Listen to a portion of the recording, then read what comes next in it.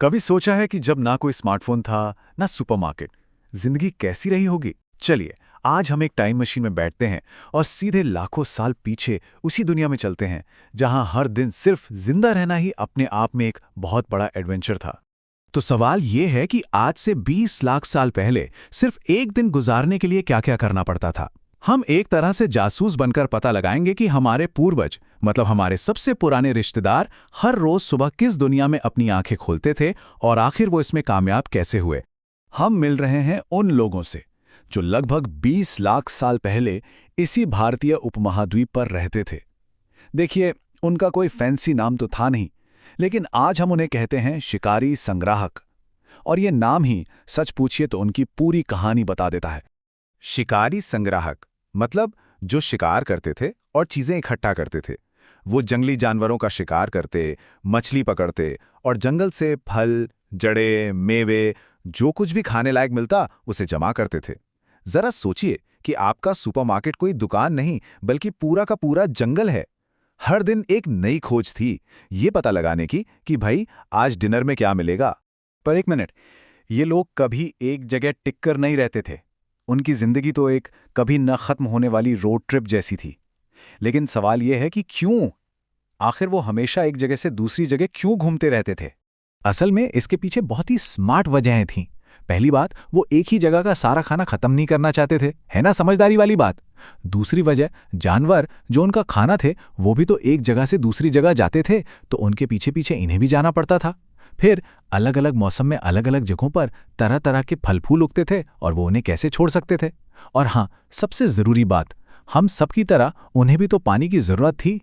तो इतना घूमने फिरने के बाद आखिर वो आराम कहाँ करते होंगे? कैसा दिखता था उनका घर? चलिए देखते हैं। ये जो आप देख रहे हैं, ये हैं भीमबेटका की गुफाएं। और ये सिर्फ पत्थर नहीं है, आप इन्हें इंसान के इतिहास की पहली अपार्टमेंट बिल्डिंग समझ सकते हैं।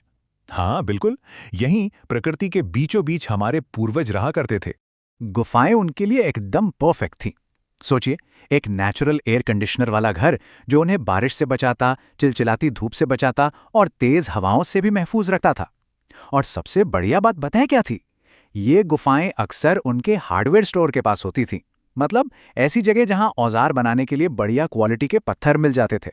अच्छा, अब घर तो मिल गया, लेकिन घर चलाने के लिए, काम करने के लिए औजारों की तो जरूरत पड़ती है ना? और उस जमाने में, यानी पाषाण युग में, ये औजार ही उनकी लाइफलाइन थे। सचमुच इस दौर को हम कहते हैं पुरा पाषाण काल। पुरा मतलब पुराना और पाषाण मतलब पत्थर। तो पुराना पाषाण युग नाम बिल्कुल सही है, क्योंकि उस वक्त की सबसे बड़ी टेक्नोलॉजी पत्थर ही थी। और ये कोई छोटा मोटा दौर नहीं था। इंसान के पूरे इतिहास का 99% हिस्सा इसी एक युग में गुजरा है। कमाल है ना? और ये मत सोचिएगा कि ये सिर्फ मामूली पत्थर थे। नहीं, बिल्कुल नहीं। ये तो उस जमाने के स्विस आर्मी नाइफ थे। मतलब एक ही औजार से ढेरों काम हो जाते थे। ये उस वक्त की सबसे कीमती चीज हुआ करती थी। जरा यहां देखिए, एक जैसा दिखने वाला पत्थर का औजार, लेकिन काम कितने अलग अलग कर रहा है। एक तरफ जमीन खोदकर खाने के लिए जड़ें निकाल रहा है, तो दूसरी तरफ जानवरों की खाल से गर्म कपड़े सिल रहा है। कमाल की बात है ना? कितने जुगाड़ू और होशियार थे वो लोग। सच कहूं तो इन औजारों के बिना जिंदगी का गुजारा ही मुश्किल था। इन्हीं से वो शिकार के लिए भाले और तीर बनाते, फल और जड़ें काटते, मांस और हड्डियां तोड़ते और यहां तक कि पेड़ों की छाल और जानवरों की खाल भी उतारते थे। मतलब हर काम के लिए एक पत्थर का औजार तैयार था।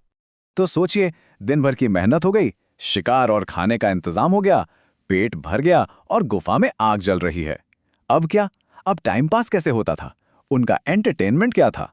बस यही सवाल हमें उनकी जिंदगी के सबसे दिलचस्प पहलू तक ले जाता है। ना कोई किताबें थीं, ना टीवी, ना ही इंस्टाग्राम। तो फिर वो अपने दिन भर की कहानियां, अपनी जीत के किस्से या किसी खतरनाक जानवर से सामना होने की बातें एक दूसरे को कैसे बताते होंगे? इसका जवाब उनकी गुफा की दीवारों पर ही था। वो पेंटिंग करते थे। ये जो तस्वीर है, ये सिर्फ एक ड्राइंग नहीं है। ये तो हजारों साल पुरानी एक एक्शन फिल्म का सीन है, जो पत्थर पर हमेशा के लिए कैद हो गया। ये थी इंसान की लिखी पहली कहानियां।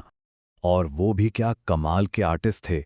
इन पेंटिंग्स में जानवरों को इतनी डिटेल और सटीकता से बनाया गया है कि देखकर ही पता चलता है उसके बनाने वाले की नज़रें कितनी तेज थीं। वो अपने आसपास की दुनिया को बहुत ध्यान से देखते थे। तो जब हम इन सारी चीज़ों को एक साथ रखकर देखते हैं, उनके घर, उनके औजार, उनकी कला, तो एक बात साफ हो जाती है। वो सिर्फ आदि मानव या गुफा मानव नहीं थे।